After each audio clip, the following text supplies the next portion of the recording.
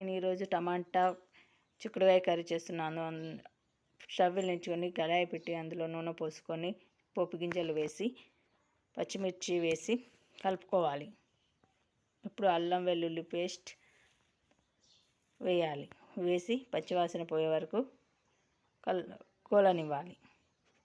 ఇప్పుడు 1 table spoon పసుపు వేసి కలుపుకోవాలి. అందులో మనం ముందుకు కట్ చేసి పెట్టుకున్న చిక్కుడుకాయలను వేసుకోవాలి.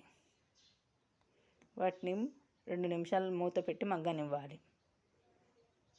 ఇప్పుడు మూత తీసి కలిపి మనం ముందుగా కట్ చేసి పెట్టుకున్న టమాటాలను అందులో వేయాలి. వేసి కలుపుకొని అందులో 1/2 టేబుల్ స్పూన్ మెంతి పొడి, 1 టేబుల్ స్పూన్